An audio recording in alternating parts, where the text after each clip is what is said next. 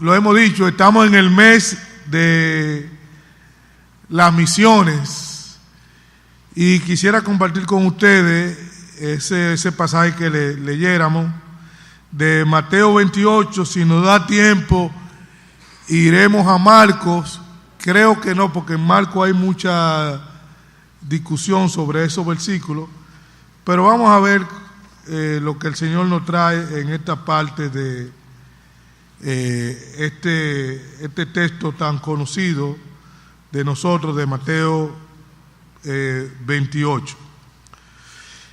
Ahí está relatada lo que se conoce como la gran comisión, lo que el Señor dejó a sus discípulos y por ende a nosotros. Recuerden en la oración intercesora, el Señor oró no solo por esto, sino por lo que han de creer después de esto. Entonces ahí estamos nosotros como pueblo de Dios. Ahí encontramos el señorío de nuestro Señor Jesucristo. Y fíjense lo interesante de la comisión, de la gran comisión, como lo vemos en Mateo.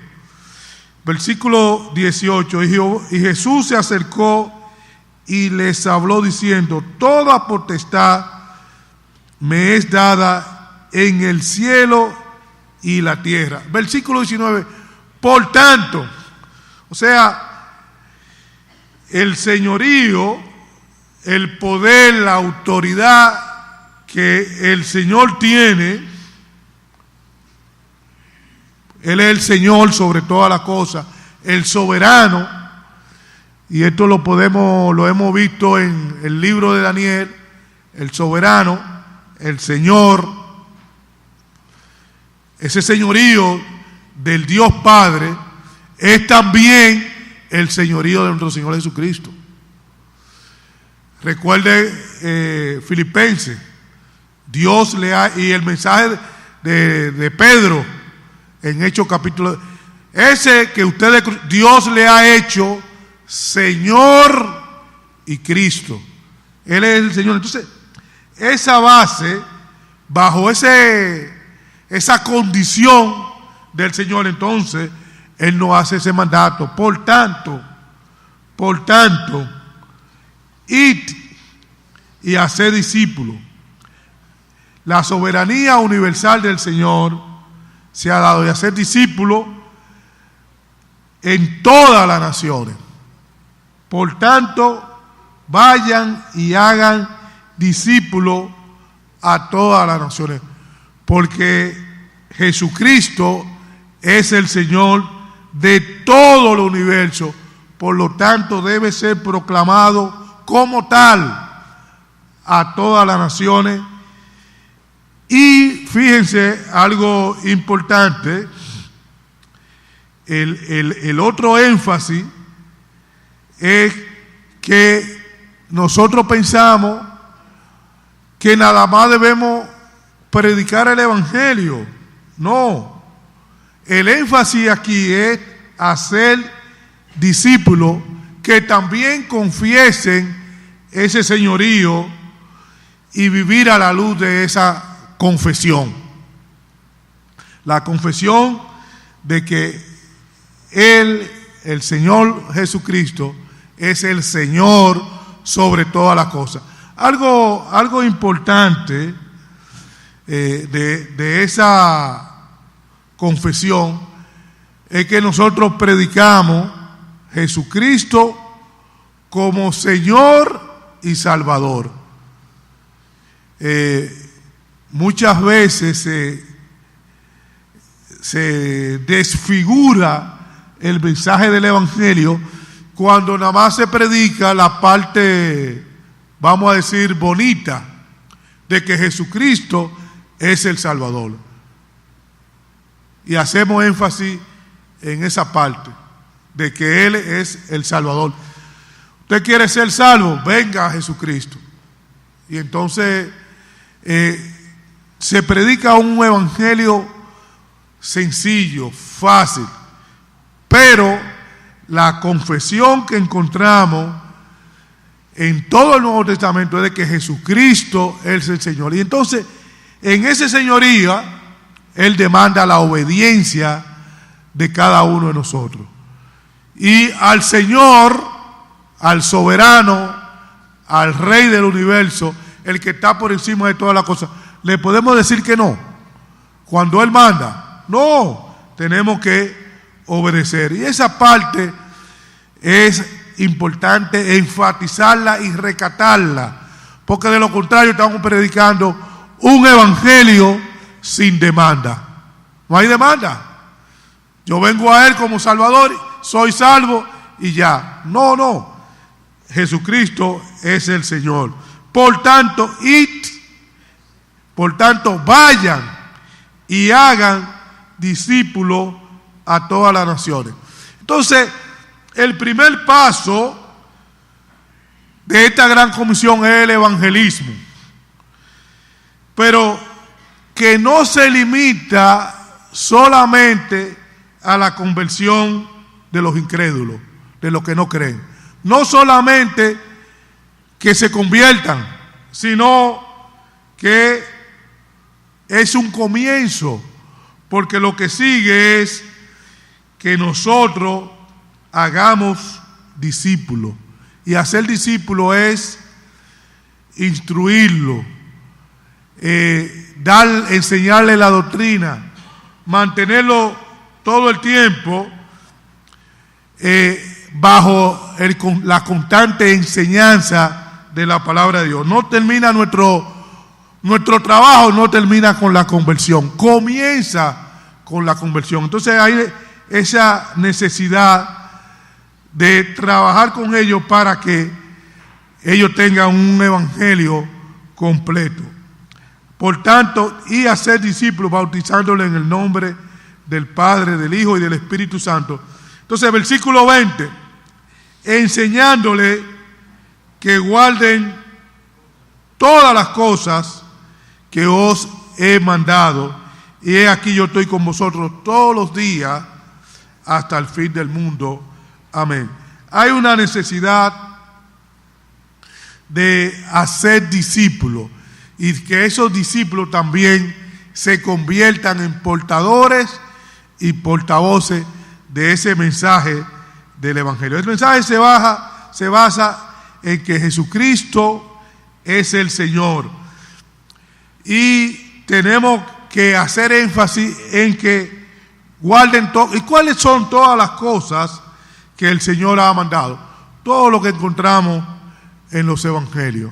Ahí encontramos toda la enseñanza de nuestro Señor y Salvador Jesucristo, que son las enseñanzas que más tarde fueron amplificadas en las epístolas que encontramos en la palabra de Dios. Es decir que tenemos que tratar de trabajar en esa parte. Ahora, esa proclamación de Jesucristo como Señor, como el soberano, como el Señor del universo, tiene que ser extendida a todos los ámbitos de nuestra vida diaria. Jesucristo no es solamente el Señor de la iglesia, no es solamente el Señor de mi vida, es el Señor del universo y nada escapa a su señorío.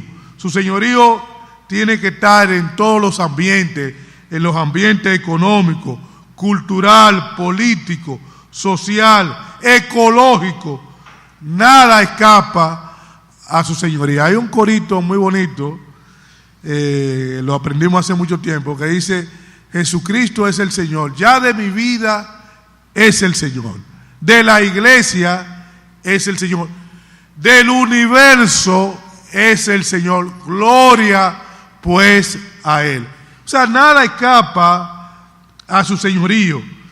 Por eso nosotros como iglesia no debemos perder de vista esa centralidad del mensaje del Evangelio. Todo está bajo su señoría. Y es lo que vemos en el libro de Daniel, que estamos estudiando, cuando Nabucodonosor se cree que él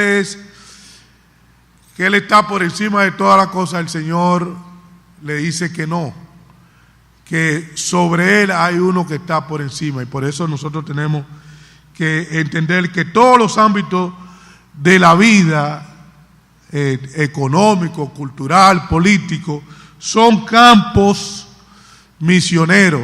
Hace mucho la Iglesia Católica tuvo una campaña que decía evangelicemos la política, y eso está bien porque es una área que necesita mucho de que la persona oigan del Evangelio. Y recuerden que los artistas cristianos una vez también se pusieron a una para predicar a los demás. Y la ADE, la Asociación Dominicana de Estudiantes Evangélicos, tiene el lema de que evangelicemos los estudiantes, los profesionales, a los cristianos. Si cada quien en su lado. ¿Por qué? Porque no hay ámbito de la vida humana que el Señor no se interese por ello. Y por lo tanto estamos llamados a predicarle a todos y a todas las áreas de la vida que nos compete como creyentes. Así que no olvidemos esto. Pasemos ahora rápidamente al Evangelio de Marcos, que también ahí encontramos la gran comisión. Y esta se encuentra igualmente al final del Evangelio de Marcos, en el capítulo 16.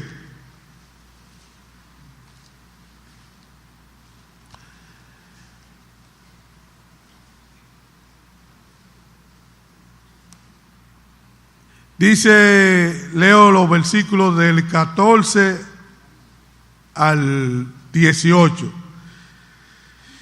Dice, finalmente se le apareció a los 11 mismos, estando ellos sentados a la mesa, y les reprochó su incredulidad y dureza de corazón, porque no habían creído a los que le habían visto resucitado. Y le dijo, id por todo el mundo y predicad el evangelio a toda criatura. El que creyere y fuere bautizado será salvo, mas que el no creyere será condenado. Y estas señales seguirán a los que creen. En mi nombre echarán fuera demonios, hablarán nuevas lenguas, tomarán en las manos serpientes, y si vivieron cosas mortíferas no se les hará daño. Sobre los enfermos pondrán sus manos y sanarán. Y el Señor, después que le habló, fue recibido arriba en el cielo y se sentó a la diestra de Dios. Y ellos saliendo, predicando en todas partes, ayudándoles el Señor y confirmando la palabra con las señales que le seguían. Amén. Miren, sobre estos textos, creo que lo hemos dicho en una o en otra ocasión, los manuscritos más antiguos terminan el Evangelio en el versículo 9 y en el versículo 8, y los 9 al 20 se considera que fue puesto más adelante. Eso lo podemos tratar quizás en un estudio y discutirlo mucho, pero eso no tiene mayor relevancia.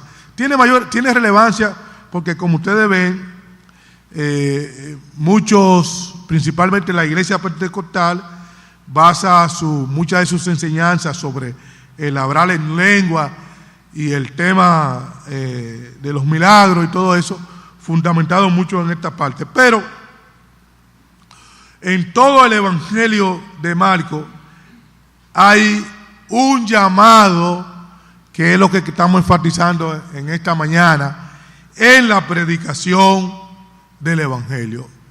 Yendo por todo el mundo, predicad el Evangelio. Hoy más que nunca hay esa necesidad de la predicación del Evangelio en todo el mundo, apoyar las misiones que trabaja en esto, principalmente en esa parte del mundo musulmán que tanta oposición nos hace a nosotros en la predicación del Evangelio. Entonces los hermanos tienen que ir camuflajeados, no pueden entrar como misioneros, porque y los que van saben que están arriesgando su vida. Cada día se hace ese imperativo de predicar el Evangelio. Sin duda que en el inicio de la iglesia fueron necesarias estas señales, estos milagros, como nos dice en el libro de los Hebreos. ¿Cómo escaparemos nosotros si descuidamos una salvación tan grande, la cual fue primeramente testificada y vista por los apóstoles, que hicieron grandes señales y prodigios?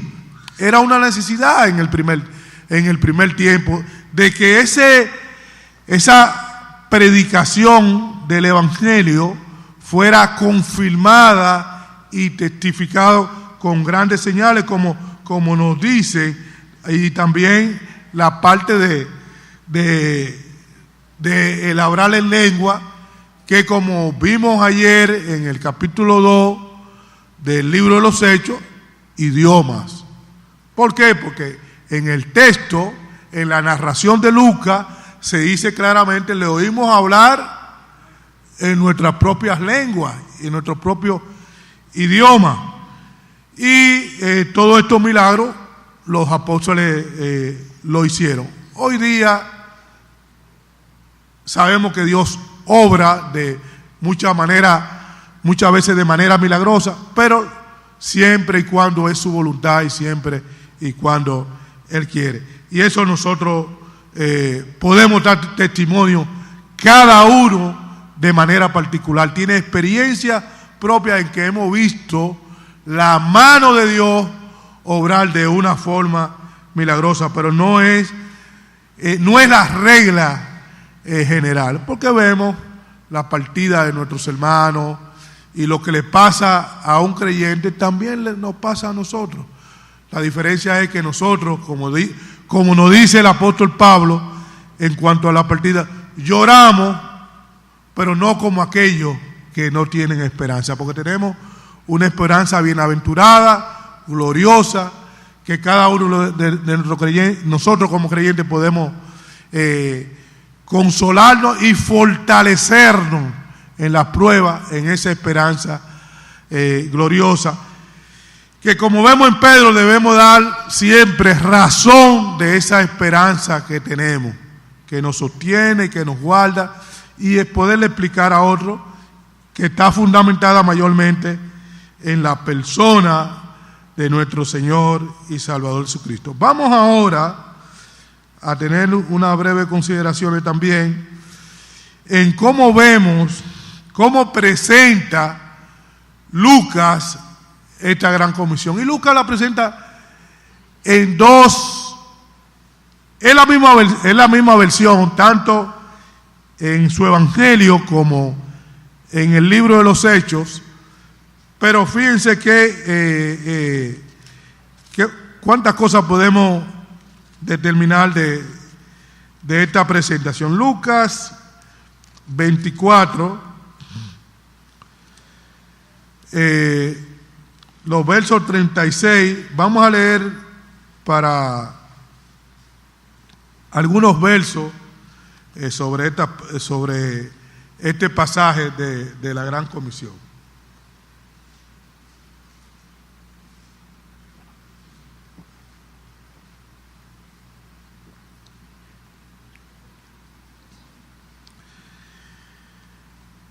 Versículo 36 del capítulo 24. Mientras ellos aún hablaban de estas cosas, de lo de la resurrección del Señor y cómo estos discípulos que iban a la aldea llamada Emaús, cómo practicaban con el mismo Señor que se le apareció, Jesús se puso en medio de ellos y les dijo: paz a vosotros. Al igual que en el Evangelio de Juan, esto era más que un saludo, más que el chalón que ellos hablaban. ¿Por qué? Porque ellos tenían miedo, estaban atemorizados, y el Señor le trae paz, le trae consuelo, y dice: yo estoy en medio de vosotros, yo he resucitado. Entonces, versículo 37, espantado y atemorizado pensaba que veían un espíritu, pero él les dijo: ¿por qué estáis turbados y vienen a vosotros estos pensamientos? Mirad mis manos y mis pies, que yo mismo soy, palpad y ved, porque un espíritu no tiene carne ni hueso, como veis que yo tengo.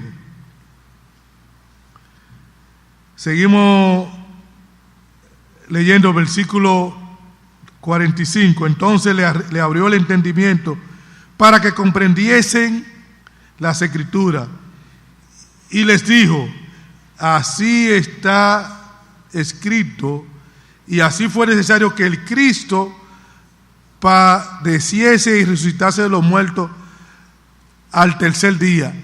Y esta es la gran comisión: y que se predicase en su nombre el arrepentimiento y el perdón de pecados en todas las naciones, comenzando desde Jerusalén. Y vosotros sois testigos de estas cosas. He aquí, yo enviaré la promesa de mi Padre sobre vosotros, pero quedaos vosotros en la ciudad de Jerusalén hasta que seáis investidos del poder desde lo alto. Es la misma, no tenemos que ir de nuevo a los hechos, porque es la misma tónica. ¿Cuál es el énfasis aquí de la gran comisión? El énfasis es que nosotros somos testigos. Dice, desde Jerusalén, y vosotros sois testigos de estas cosas. ¿De cuáles cosas? De que el Señor murió y resucitó. Eso es lo que nosotros vemos en el libro de los Hechos. Ahora, ¿qué otra cosa vemos en estos versículos que son imprescindibles para realizar la labor de evangelización y de encarnar esa misión que el Señor nos manda? Es que nosotros hemos sido investidos ¿de qué? De poder. Y ese poder viene de arriba del cielo. Es el poder del Espíritu Santo en nuestra vida. Sin el Espíritu Santo podemos evangelizar. No. ¿Quién es el que convence de pecado, de redarguye de pecado a los no creyentes? El Espíritu Santo. Y un versículo que nosotros siempre hablamos, que se encuentra en Tesalonicenses, en la manera de cómo llega el Evangelio a Tesalónica, que enfatiza esta verdad y que lo vemos de manera gráfica. Dice: pues nuestro Evangelio, versículo 5 de primera de Tesalonicenses, pues nuestro Evangelio no llegó a vosotros en palabras solamente, sino también en poder. Y ahí dice: en el Espíritu Santo y en plena certidumbre. Es decir, que para una condición sine qua non, como dirían los economistas, necesaria, imprescindible, es estar investido, es estar lleno del poder del Espíritu Santo. Dice en la iglesia del primer siglo, la iglesia primitiva, y el Señor añadía a la iglesia lo que habían de cesar. Es el Señor. O sea, la función nuestra que predicar, y que se predicase en su nombre. ¿En qué nombre? En el nombre del Señor Jesucristo, el arrepentimiento y el perdón de pecado. Algo que también falta. ¿Por qué? Porque no se predica que la gente tiene que arrepentirse. Así como le decía en la parte de Mateo, del señorío, que no se hace énfasis en el señorío. Y déjeme decirle, en los evangelios nosotros encontramos muchas veces, el énfasis es el señorío de Cristo. Es el énfasis, el Señor Jesucristo. Lo de Salvador, sí, claro. El nombre de Jesús es Salvador. Pero se hace más énfasis en la parte del señorío. Igualmente, para que haya perdón de pecado, tiene que haber arrepentimiento. Entonces hay que predicar el arrepentimiento. Leamos ese mensaje de Pedro. Arrepentíos, se repite, arrepentíos. El arrepentimiento es una parte fundamental en la predicación del Evangelio. Hay que predicar esa parte del arrepentimiento. Entonces, comenzamos en Jerusalén, en nuestra ciudad, en las ciudades vecinas y de ahí hasta todo el mundo. La promesa tiene que ver con el Espíritu Santo y sin Él nosotros no podemos hacer nada. Que el Señor bendiga. En otra ocasión podríamos ir al Evangelio de Juan, que también tiene una versión interesante sobre esta parte, quizás de manera sintética. Como el Padre me envió, así yo os envío. Juan 19:23 es la manera como se sintetiza este trabajo que nosotros como creyentes estamos llamados a hacer. Que el Señor nos mueva a través de su Santo Espíritu, nos motorice para predicar, pero predicar un evangelio bíblico, no un evangelio desfigurado que nosotros veamos. Si predicamos un evangelio desfigurado, ¿qué vamos a tener en la iglesia? ¿Quiénes van a consumir ese producto? Los que lo consuman van a ser igualmente, no van a ser creyentes completos, genuinos. Así que cuidémonos de eso, porque es la palabra de Dios que tenemos que presentar. Que el Señor nos bendiga y nos ayude en esta parte.